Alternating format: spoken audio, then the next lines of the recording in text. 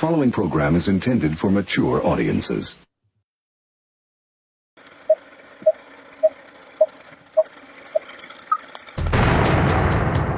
Rudy revelation. This is a conspiracy.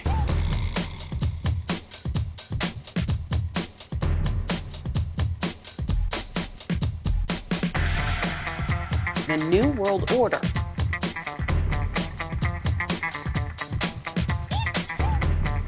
Hey everyone, welcome to today's podcast. It is Thursday, August 22nd. So today we're going to be talking about Tulsi Gabbard as she unwinds the intelligence community's deep state connection. These are entrenched bureaucrats that report to the elite and outside the chain of command of the federal government. And then we're going to talk about Bill Ackman. I knew this was coming. We saw a portent of this for decades now, that Bill Ackman's new pet project is getting AI to speed teach children in intense 2-hour sessions. So you might have remembered Clockwork Orange, where he's in front of the screens with his eyes pried open and he's given drugs to make him get sick when he sees violence, that sort of thing. So this is programming in a more intense level. It's definitely brainwashing, and it's going to lead to mind control. But it also is very reminiscent of, what was the Bradley Cooper movie? The hell was that? Limitless, where he took a certain drug and that his mental capacity, physical capacity, etc., was so great that he could solve any problem and do just about anything. Unfortunately, the drug would wear off and you would get back to normal. So, going to get into that as well. But first, we're going to check in on the headlines for this day, Thursday, August 22nd. Just a programming note. I am wiped out. I've been burning the candle at both ends. Several projects going, personal and professionally. And we were planning to get away. So my wife and I are going to hit the road tomorrow. Don't know when it's open-ended. Don't know when we're going to come back. It could just be for a long weekend. It might go well into next week. It depends where we land and how much fun we're having, etc. How much relaxing we're doing. So, going to take a little hiatus from the podcast. So, I'll try to keep you updated on social media. So, don't forget to engage the channel still. Share the podcast, comment, give me a thumbs up, and follow me on social media, X, Facebook, Getter Minds, True Social, Substack, etc. I'll probably be posting to X and Instagram, just giving you updates, but check X. That probably will be the best venue if you want to look to see when I will be returning. Let's get into the headlines.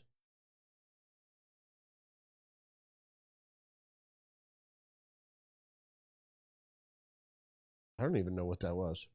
Anyway, let's get to the headlines for today, Thursday, the 22nd.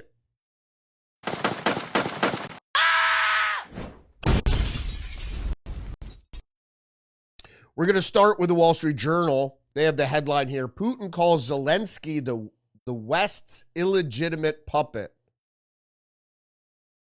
Can he talk peace with him? Trump seeks to broker a meeting of the two leaders to end Europe's most destructive war in generations.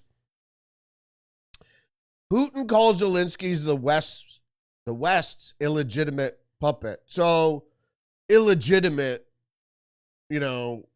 what do you mean by illegitimate? I mean, how is an installed president after a color revolution, I think that's what he's referring to. Is it legitimate? Is it not legitimate? I think it's legitimate because the West installed him. So illegitimate, like in a democratic sense, yeah, probably. But the most important part is Putin calls Zelensky the West's puppet. That's not far from the truth whatsoever.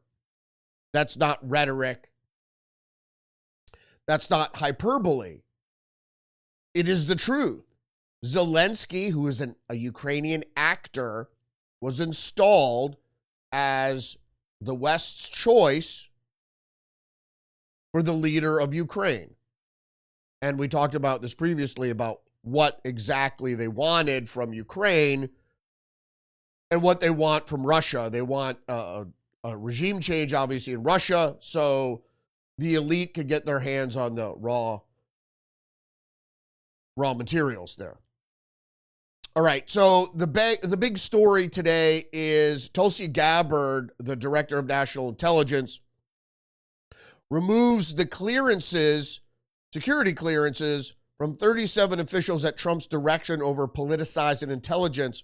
Former Obama administration DNI James Clapper among intelligence officials accused of politicizing their assessments. Yeah, of course.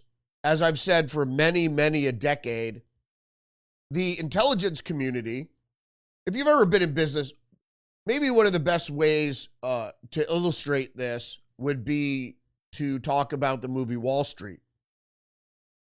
And there've been other movies about finance in this regard. The fact that in finance, the most powerful weapon is information. And so what Charlie Sheen's character does is he's sent out by his boss to surveil people to get information, because information drives decision making. So the elite have long, ever since really the beginning of the CIA, after it was the OSS at the end of World War II, the CIA was developed to be the premier intelligence agency of the victor of World War II, the United States, and go around the world getting information. Well, that can't just be relegated to the federal government. It's too important. So the people, the corporate fascists that were actually in and are probably still in control of wide swaths of the federal government, wanted direct access to intelligence. And we saw that in the privatization of the intelligence community really in the early 80s. So not that long after World War II. But even when it was just siloed in the CIA, the corporate fascists, the corporate oligarchs, had moles and people, bureaucrats inside the Central Intelligence Agency that would leak the information to them anyway. What Tulsi Gabbard is doing is not just getting the politicization out of the intelligence community, but getting private access to taxpayer-funded intelligence, which is supposed to benefit the state, not corporate donors, etc., people who think they control the state. That's why this is so important. Let's go to the story. Gabbard says being entrusted with a security clearance is a privilege, not a right. Those in the intelligence community who betray their oath to the Constitution and put their own interests ahead of the interests of the American people, taxpayer, have broken the sacred trust they promised to uphold. Without a doubt. That's exactly what I'm talking about, is that it's not even their own interests. You have to understand these people, James Clapper is a minion. He's not controlling things because he thinks that Democrats would be the Democratic Party would be better in charge or whatever. You know, we can't have Trump in charge. It's not his interest. People within government are lackeys for a bigger power structure of corporate elites. Story goes on to say the notable officials on the list include Brett Holmgren, former Assistant Secretary for the Intelligence and Research, Richard Ledgett, former NSA Deputy Director, Stephanie Sullivan, former Principal Deputy Director of National Intelligence, and Luke Hardig, former Senior Director of Counterterrorism at the National Security Council. Also was included Yal Eisenstadt, a former CIA officer and White House advisor, known for her involvement in the Facebook election integrity operation. Daily Mail has the headline, Tulsi axes nearly half of spy agency staff in earthquake deep state shakeup. Excellent. The lead of the story is America's top spy agency announced it will right-size its overall footprint by cutting almost half of its employees after President Donald Trump directed that the members of the deep state be rooted out. So there you go. Exactly what I said is that it's the deep state. It is the corporate oligarchy who have agents within the federal government and has seeded agents within the federal government over decades. So all those people have to be rooted out because they're, as people might have heard, you can't serve two masters. So you're either serving the American people in totality. So people don't like me talking about individualism versus what. So it's the one and the all. It's not really the one and the group. So when you talk about the taxpayer, you're not talking about rich individuals who pay a lot of tax, right? You're talking about the group of taxpayers who you're responsible to as a whole. So you just can't go, well, these people have more money, they have more interest, etc. We need to serve them. That's not what it is. It's you have to look at the American people as a whole and the state, the nation state, and how best to serve that nation state, which is supposed to be controlled as a republic by the people. So they're getting out all these nasties who were serving the higher oligarchs. So it's the rich of the rich involved with the mystery schools, and then their minions, corporations, organizations, then the spy agencies, then the federal government, and then so on and so forth. So there's been a good development in red states around the country that are serving the interest of the administration and I think of the American people. So we had Alligator Alcatraz in Florida, and they might be even opening a second facility for illegal immigrants before they're deported because there has to be a stay, a lay time, supposedly for due process.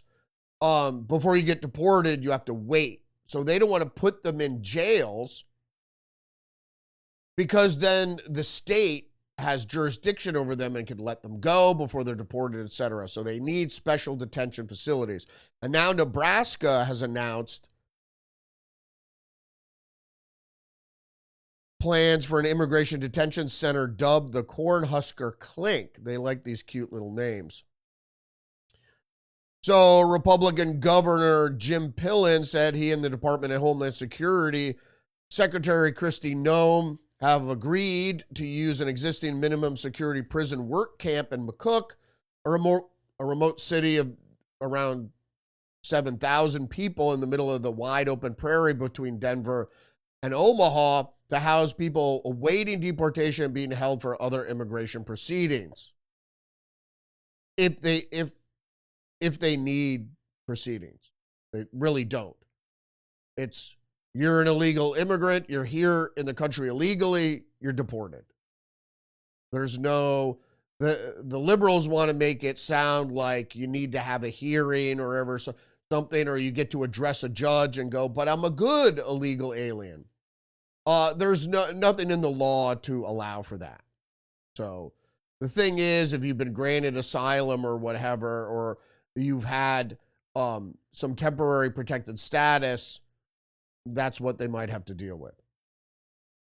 It's expected to be the Midwest hub for detainees from several states. That's good to know. New York Post, illegal migrant truck driver in deadly Florida crash failed English road sign test despite getting licenses from 2 sanctuary states. You might know about this story, you might not have. So this Sikh, I guess he's from India. I say bullshit. I say he's probably a Muslim, but in any case, he's in the country illegally. He got commercial driving licenses from California and one other state, another blue state, despite failing English and road sign tests.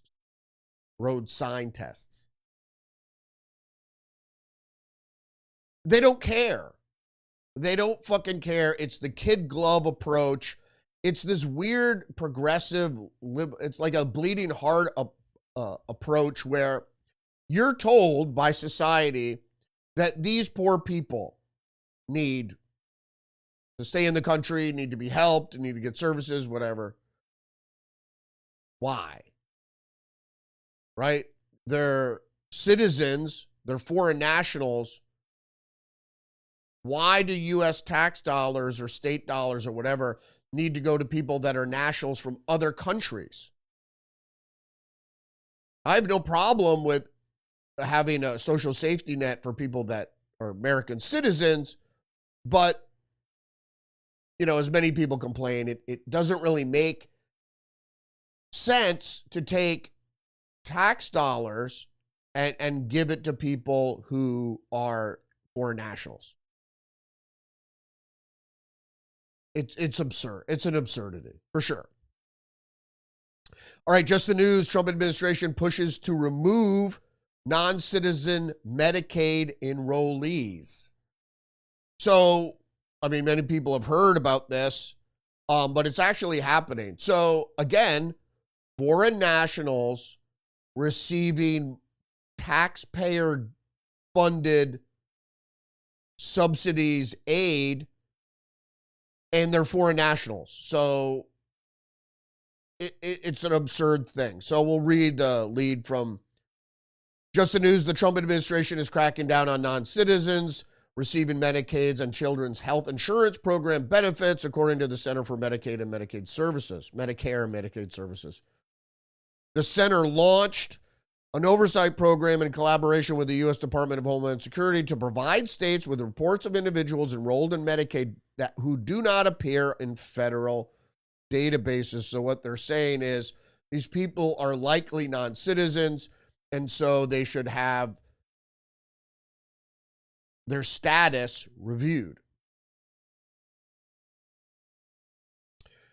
So this has been talked a lot about recently, and the Federalist has that headline, "Stop Tolerating the Toxic Ideas of Black Radicals."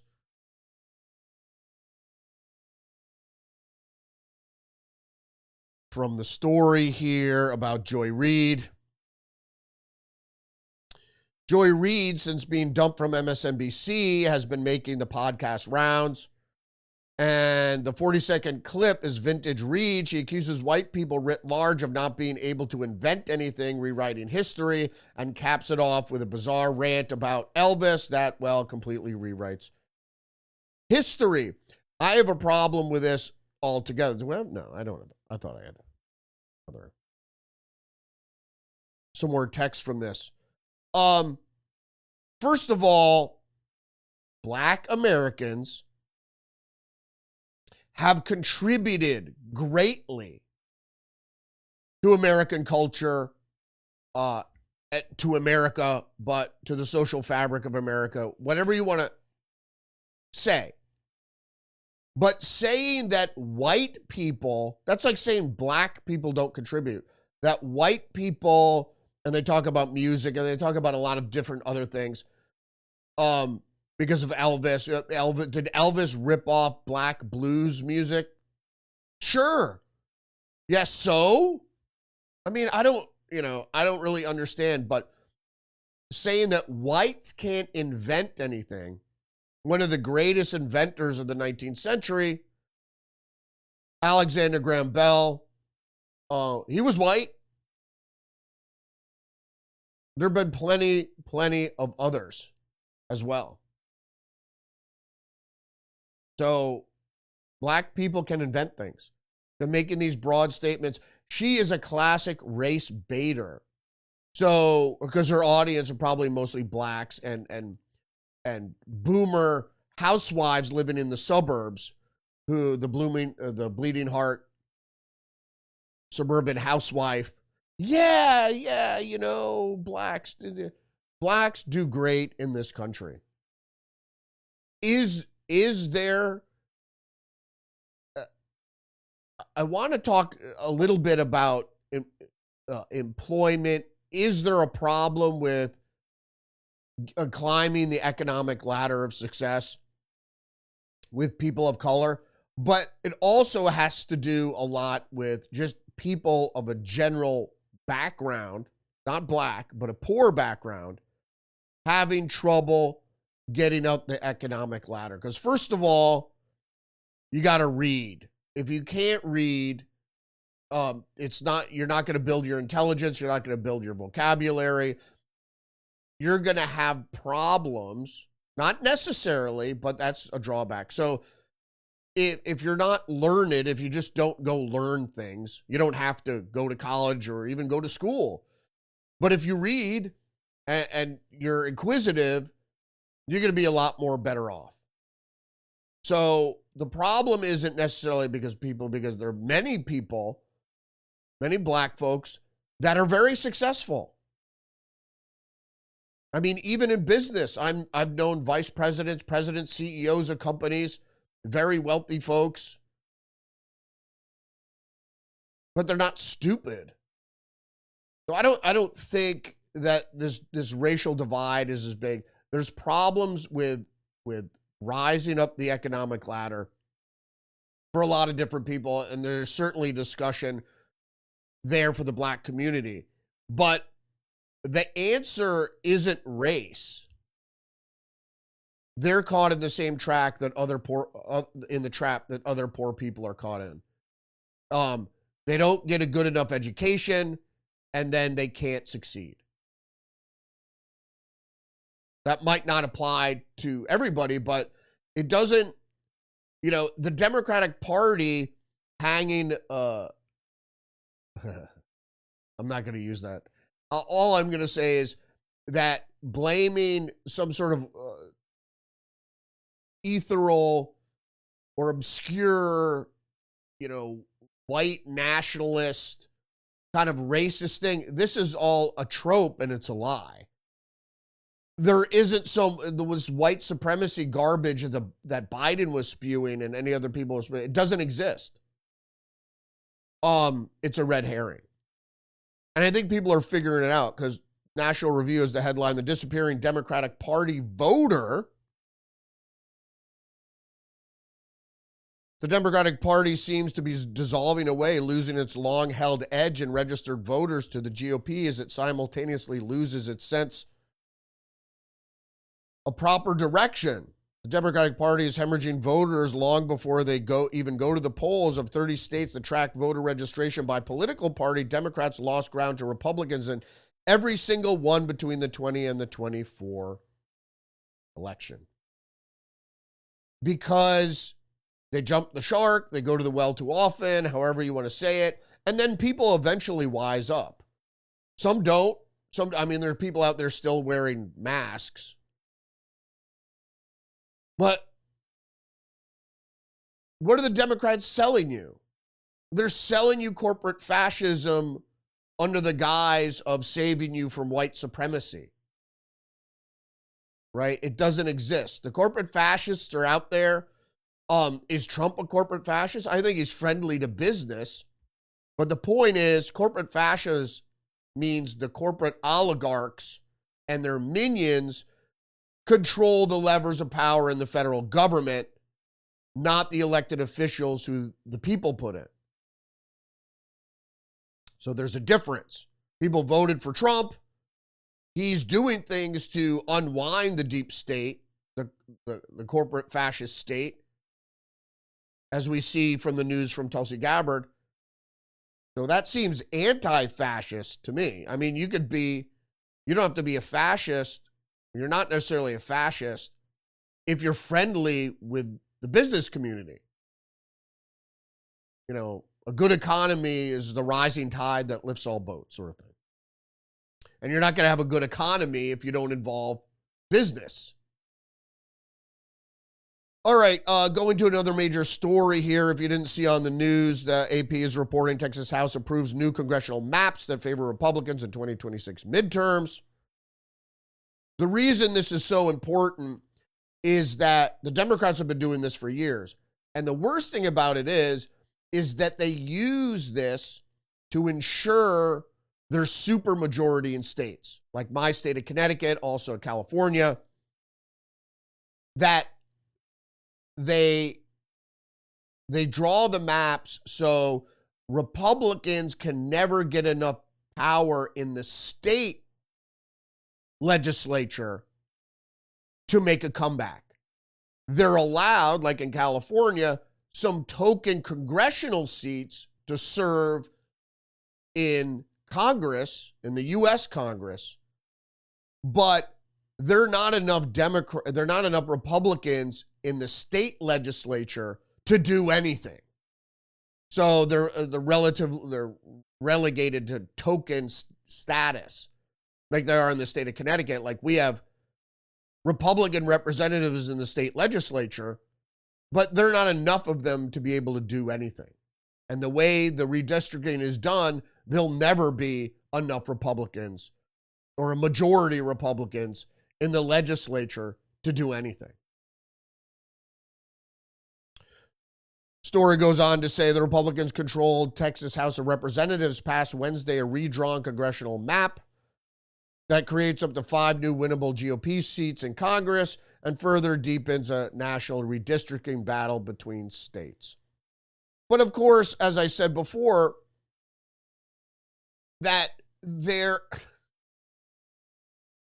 yes, it has a lot to do with the U.S. Congress, but it has a lot to do with state politics too, because the districts aren't just for federal elections. A district is the district that is represented in the state legislatures as well.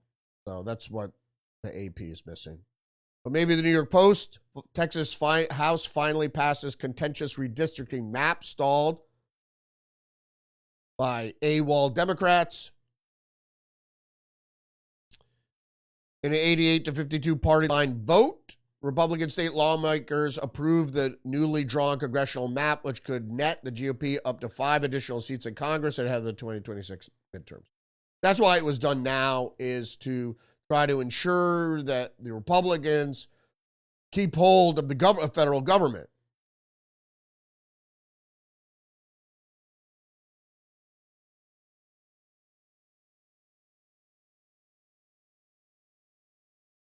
Just the news, California Supreme Court rejects GOP's attempt to prevent redistricting. And I don't think I have text from this because it's self-explanatory. The headline is that, of course, the GOP, they didn't fly away. They didn't fly away to, I think they would have a quorum, I think, even without the Republicans in California. But they didn't fly away. They just took it to court. But the Supreme Court, which is filled with liberals also in California, rejected the GOP's attempt to prevent the redistricting. But you got to try. You know, you can't just sit there on your hands. Oh, I do have text from this. A group of 4 Republican state lawmakers filed a lawsuit on Tuesday in hopes of blocking the state legislature from holding a vote on advancing the redistricting push by the end of the week. California effort comes as the Texas House advances its new congressional map in a party line vote. Control what you can control. Don't worry about what you can't control.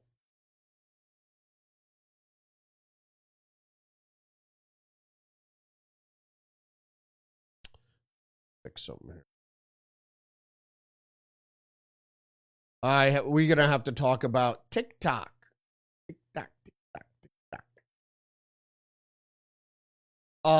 Because there's some news coming in about the Chinese spy app.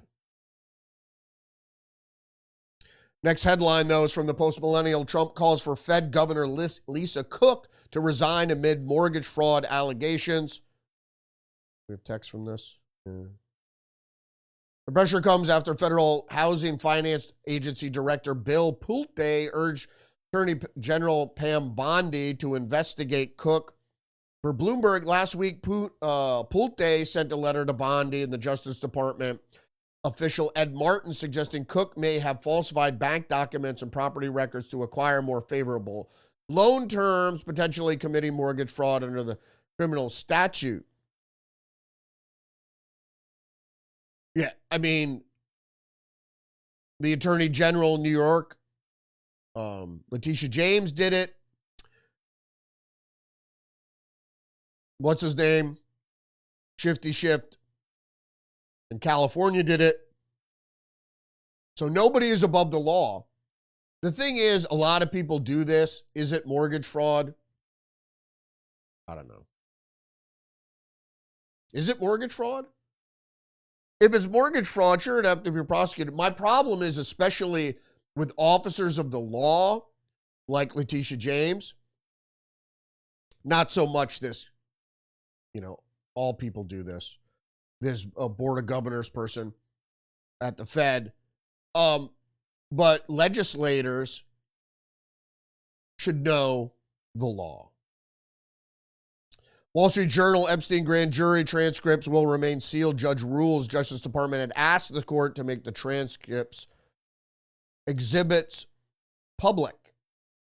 So, grand juries are very tight-lipped about how they arrive at decisions and the people involved in the grand juries, et cetera, et cetera.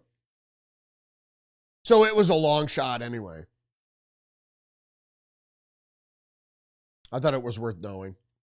What is definitely worth knowing is the Guardian's headline, deeply concerning, reading for fun in the U.S. has fallen by 40%, a new study says. Over the last 20 years, the number of Americans who read daily for pleasure has been in a considerable decline, mostly because of people on their phones. So now when people get anxious or lonely or whatever, they immediately look at their phone. I don't. I resist that at all costs. I'd rather pick up a book. And since we're getting away this weekend, you bet your ass I'm going to bring a bunch of books, philosophy book. I'm finished reading Charles Payne's investment book. I got about halfway through it, and I mostly read on vacation, like books. I mostly read on vacation when I have downtime. I never have much downtime when I'm not on vacation, so reading is important. If you don't read, you're doing yourself a disservice. It's a great way to build vocabulary. When you read, you learn. That's been shown. So people that read are usually more intelligent, smarter, etc. And you learn things. There's shit that in books, in the written page, that you will, and that's why I read the news versus watch it, that you'll never see on TV. The abundance of knowledge that's printed is far vaster than anything you're going to see on YouTube or in a video or whatever. And you don't learn as well from a video as you do from reading. It's a fact. Text from the story. Researchers at the University of Florida and University of College London have found that between 2003 and 2023, daily reading for reasons other than work and study fell about 3% each year. The number saw a peak in 2004 with 28% of people qualifying before falling to 16% in 2023. The data was taken for more than 236,000 Americans who participated in American Time Use Survey, and the study was published in the journal Science. The definition of reading in the survey was limited to books, not magazines. Oh, it also included magazines and newspapers in print, electronic, or audio form. Well, that's not really reading, is it? But I'm glad it included magazines and newspapers because the majority of my reading is that. But I do like to read books. Mostly nonfiction. I can't remember the last fiction book I read. Was it Dan Brown, The Symbol, I think. One American News, MSNBC rebrands and changes its name to MS Now, prompting online mockery. Oh my God. Most stupid news of wokeism. I don't know. Multiple sclerosis now. I don't know. Mississippi Now? It's supposed to mean my source, news, opinion, world. It doesn't. It means Microsoft is now in charge. Whatever. It's just, I'm so fed up with just media sites in general. It's so fake and just, ugh. Like, I watch Fox. I usually watch The Five. I watch Gutfeld. And I've been watching Jesse Waters pretty regularly. But I can't. Brett Baer, or Sean Hannity. I just can't. Brett Baer especially. Ugh. More news from PJ Media. Bed Bath & Beyond is coming back. They mean brick and mortar stores, but it refuses to operate in one state, and that state is California. That's one of the reasons they closed. They were originally headquartered in California.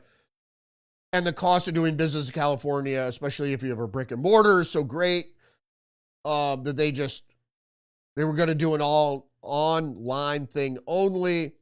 That tanked. I think they were bought by another company now, and they want to reinstitute. Even I don't like to shop, but I like to go into Bed Bath & Beyond, because if you just need a friggin' frying pan or some towels or soap or a candle or whatever, you could go there and find it. I don't mind shopping online because there's certain things you just can't find in the store. But I don't mind getting in my car and driving to the store if I need bed sheets or a towel or a garbage can or snow shovel, whatever. Fox News is reporting U.S. military raid in Syria eliminates ISIS leader in waiting, key financier. Officials say target was positioned to become next ISIS Syria leader. How is ISIS operating in Syria?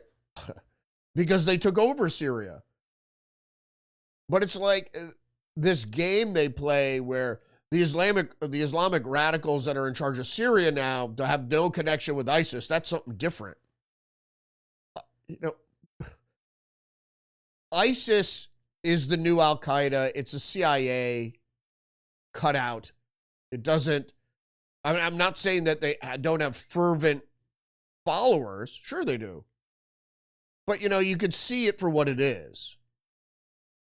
So, Islamicism, Islamic militancy is that. So, you could call it anything you want to call it, but Islamic militancy is that. It's Islamic militancy. You want to call it ISIS, you want to call it Al-Qaeda, you want to call it this, you want to call it this, Taliban, whatever. It's all, and the thing is, the Islamic militants know that they're an international organization. So it doesn't matter what you call it, the ISIS of the, the Islamic State of the Levant or what. It doesn't matter. They're all fighting a jihad for Allah or whatever. Saturn. Reuters, U.S. targets steel, copper, lithium imports under Uyghur forced labor law. So the lead from the story is Trump administration on Tuesday said it was targeting more imports and Chinese goods, including steel, copper, and lithium, from high priority enforcement over alleged human rights abuses involving the Uyghurs. The Department of Homeland Security said the use of slave labor is repulsive and we hold the Chinese companies accountable for their abuse. Where is, yeah, it is the next article. I just wanted to make sure I had this article because Richard Gere, where are you? The Wall Street Journal, China's Xi reminds Tibet that Beijing is in charge. Leader visits Lhasa, Tibet, and reinforces Community Party's dominance. Richard Gere, remember, well, some of you might not remember that in the 70s and 80s, there were these bumper stickers, free Tibet, after the communists rolled in. I mean, the communists claimed it in the 50s, but they didn't really roll in till the 70s. So,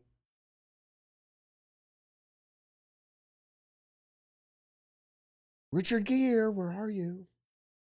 He was a big proponent for free Tibet, and you don't hear anybody, any actors or anything going out against China.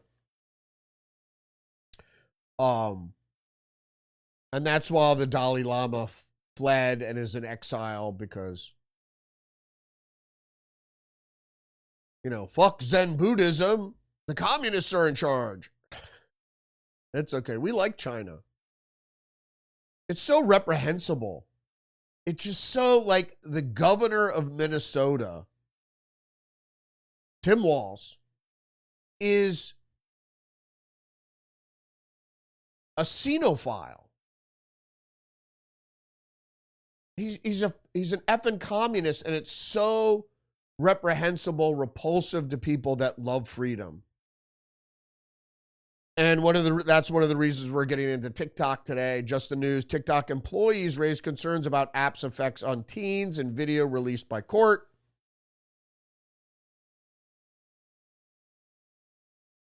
And then the Washington Times, Minnesota Attorney General sues TikTok for preying on young people with algorithms.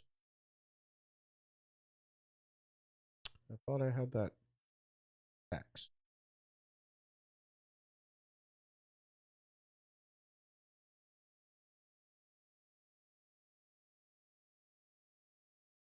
I think I put it behind the wrong article.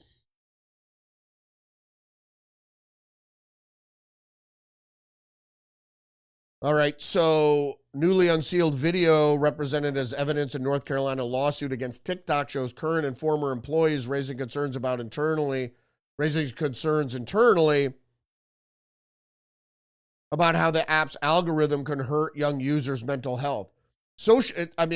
The thing is, this is nothing about Chinese spying, Chinese propaganda, etc., which is in there. But this is general to social media, American companies all over. North Carolina then Attorney General Josh Stein, along with a group of other states' attorneys general, sued TikTok last year for unfair and deceptive trade practices that allege that TikTok was designed to be highly addictive to minors and that the company had deceived parents and children about the app's potential safety risks. Not to mention that you're being propagandized by the Communist Chinese and spied on by the Communist Chinese. And that they have a certain algorithm for Westerners than they do for their own citizens. And then I went over the Washington Times, Minnesota Attorney General sues TikTok for preying on young people. Keith Ellison has announced that the state is suing TikTok, alleging that the features violate state consumer protection laws. Well, the reason they're suing is because of that report that just came out. Mr. Ellison, a member of the Democratic Farmer Labor Party, said in a release on Tuesday that the social media platform ensnares young users in cycles of excessive use through app-designed features that prey on young people's neurodevelopmental vulnerabilities. Indeed. It's all mind control. You're a conspiracy theorist. Mind control doesn't exist. All you need is a screen in front of your face and something to change your psychological vulnerability. So, pharmaceutical drugs, recreational drugs, media propagandized influence. So when you dovetail things, like you go and listen to Joy Reid, right?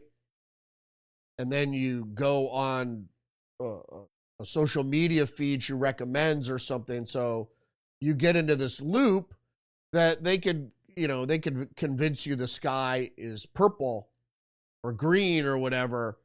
And after you go into this loop for a while, you end up believing things that just aren't true. White supremacy is destroying the nation. It's the biggest risk to our democracy. Just the News is reporting White House debuts TikTok account garners 1.3 million views in 24 hours. Because the thing is that there are a lot of people on TikTok. Because in our fast-paced society, scrolling through videos is, if that's what you're into. I like long form stuff. I don't mind reading short blurbs and stuff like that. But as far as videos are concerned, I don't even like serials. Like people are into the mini series or like Sopranos. There's episodic kind of format.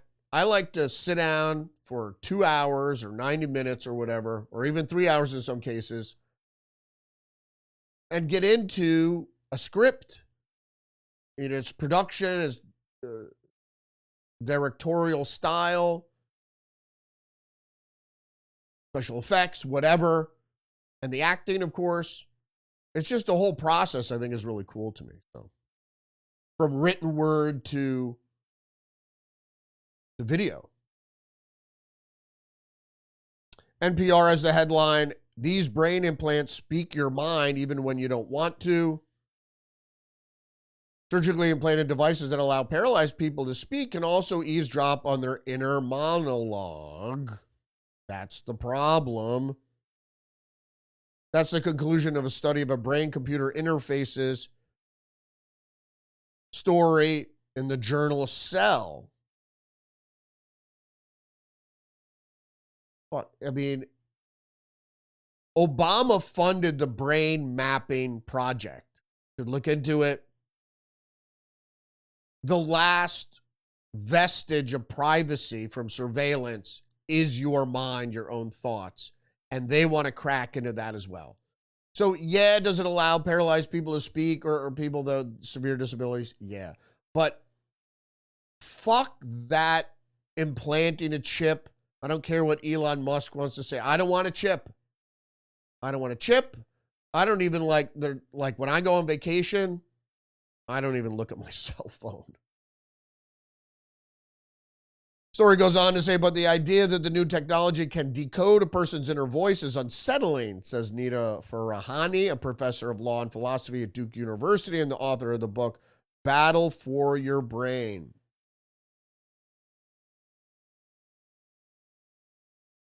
The more she says, is this in the book? No, this is an interview. The more we push this research forward, the more transparent our brain becomes. Yes, of course, it's decoding, mapping the brain, decoding the brain.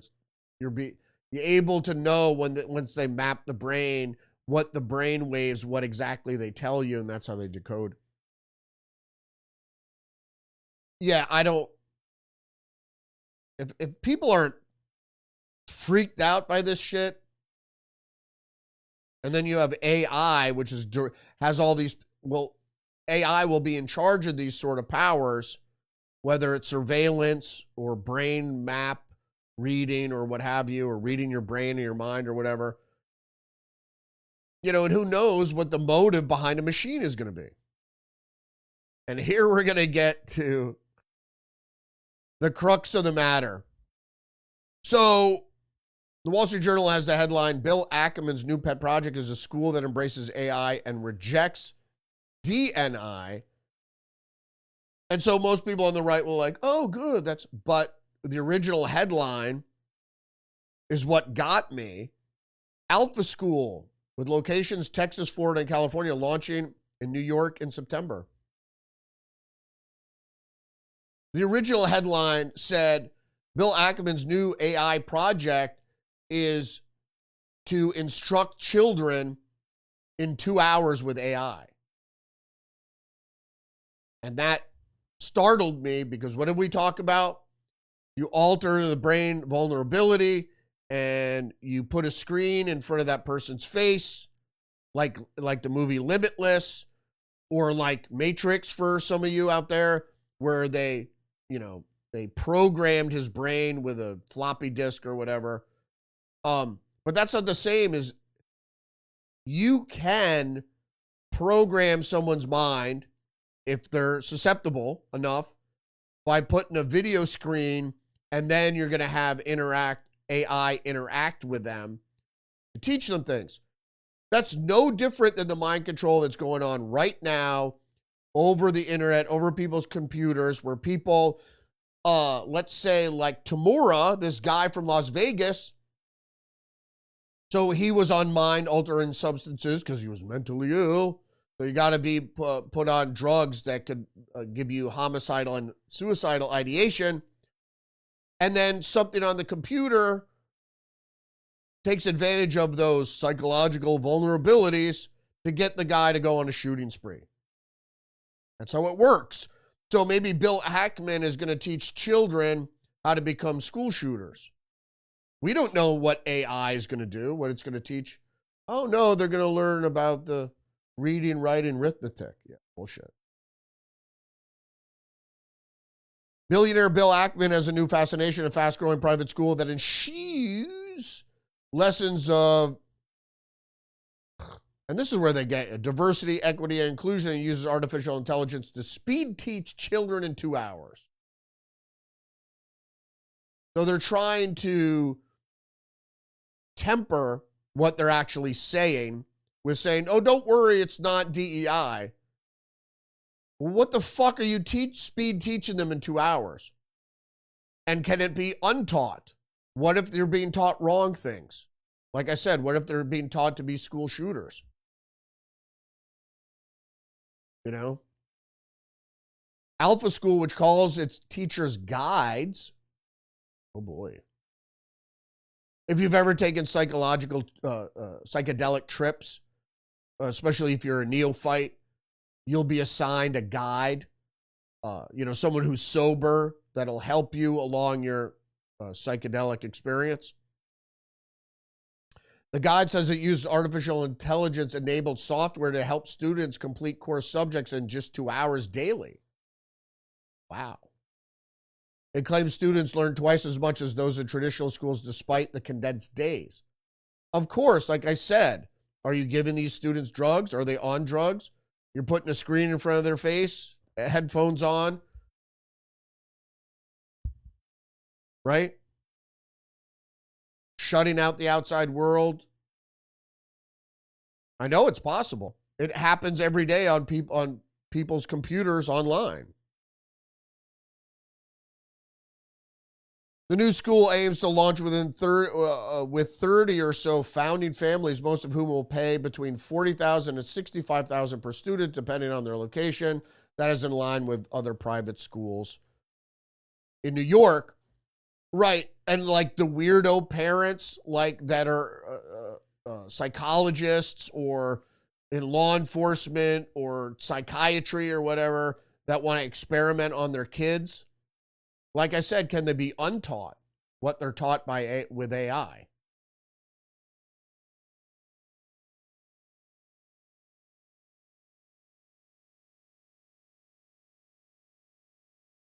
And we need to rethink AI before it destroys what it means to be human. This is from Zero Hedge. Exactly. America is built on the foundational belief that every man and woman is created in the image of God, in God's likeness. People don't understand what that means.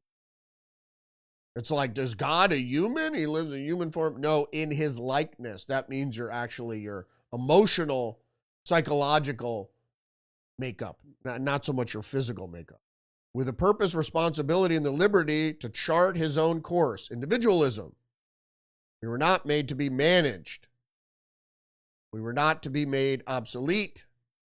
But that is exactly the future of big tech is building under the banner of artificial intelligence. And we just visited that with Bill Ackman's special surprise for all of us. First, they move kids to computer learning. with the idea that AI is going to take over and what your kids are learning. And as we've seen this in children's programming too on television and these cartoons and stuff, that they slip in things that could be detrimental to your children's psychological makeup. Like maybe if you're a religious family or a Christian family, they could slip in there some things debasing Jesus. Now we've seen that in cartoons over and over again.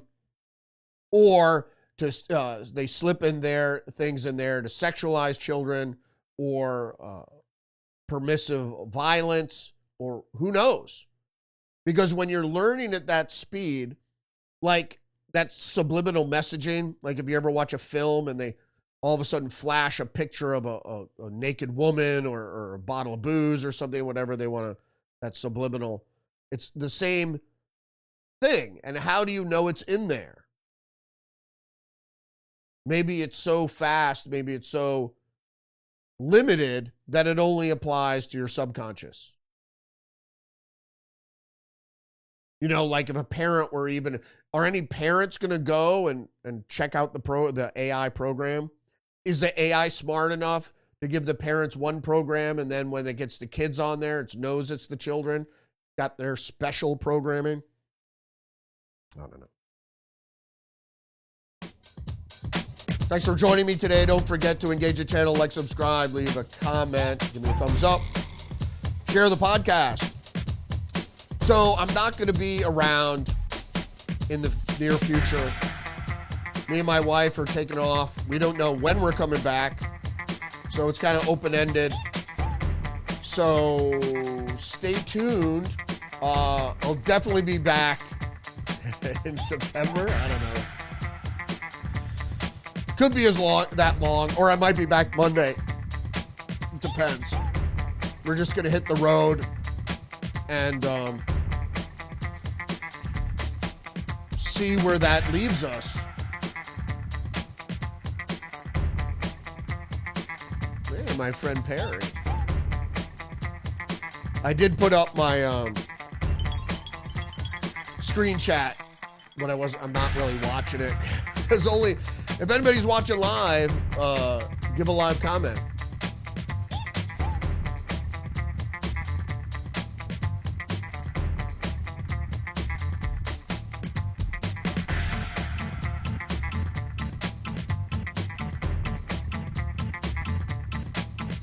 I'll just type him back a quick message. All right, thanks for joining me. We went about an hour. What is it, 56 minutes? All right, so I'll keep you posted. Otherwise, be sure to come back by September 1st or check back on Monday or during the week. Appreciate you joining me. Stay hip to the trick. Respect.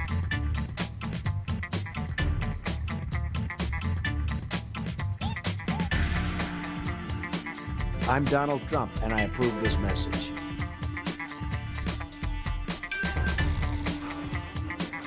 You're crazy. You're crazy. You're crazy. I like you, but you're crazy.